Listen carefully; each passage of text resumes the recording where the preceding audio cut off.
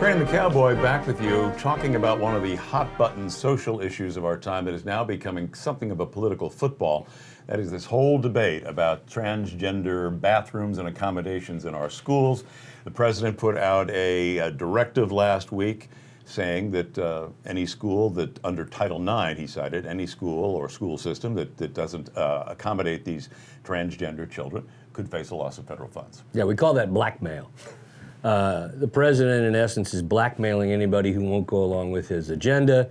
This is the oldest trick in the Washington playbook, in the sense of what you do is you threaten an action, and if you don't comply, we're taking federal money, whether it's highway money, whether it's education money, and it's a way to get around the 10th Amendment, if you think about it, because basically the 10th Amendment is what's standing in the doorway of the bathroom right now. It says, wait a second, you can't just come and tell me what to do in my state regarding this. I have local school boards, I'll handle it my way. Instead, they say, oh, okay, well, if you won't, we'll put out a directive, which has no force of law, really, and then we'll just kind of go around it by saying we're going to cut out your money. That's ridiculous. That money, think about it, those are taxpayer dollars. For example, state of Texas, that's their Texas tax dollars, and they're saying, just give it back to me. This goes to the idea we've talked about and we're supporting is this convention of states. We've got to get rid of all these regulations, and we've got to put handcuffs on this federal government.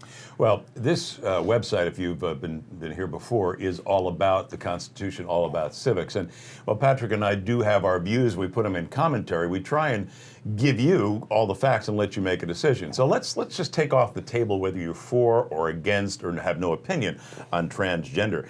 The issue here is, can the president, with his powers as a federal executive, tell the states what to do? And if you read the Constitution very carefully on social issues, 10th Amendment, no.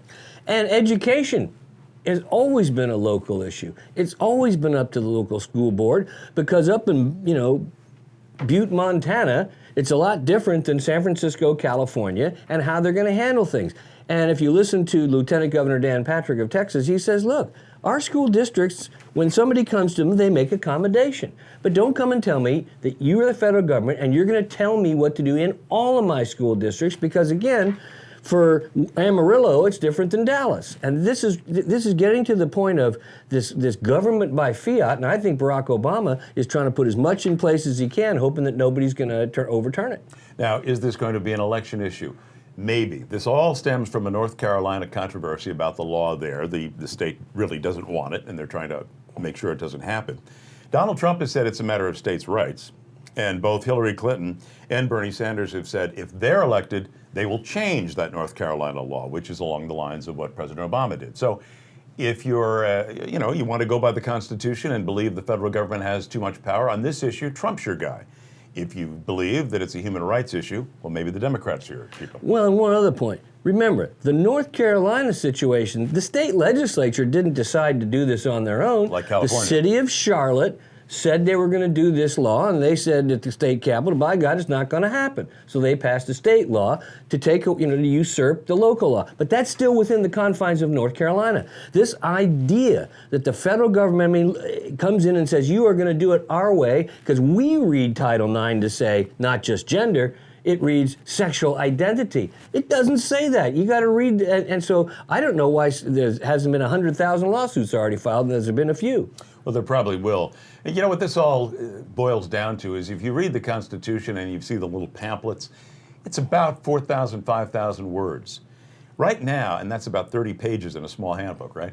Right now, the Annals of the Supreme Court, the Constitution is 3,500 pages because of how it has been interpreted. Is there that much there to interpret? Well, and also, the rule book is about this tall. The Federal Register of Rules is about this tall. So just put that all in context. Yeah, nobody even knows what the rules are. There are so many of them, and are they even being enforced? Right. Crane the Cowboy, we're going to talk about Donald Trump. Is he crazy like a fox? That's next. Huddle up!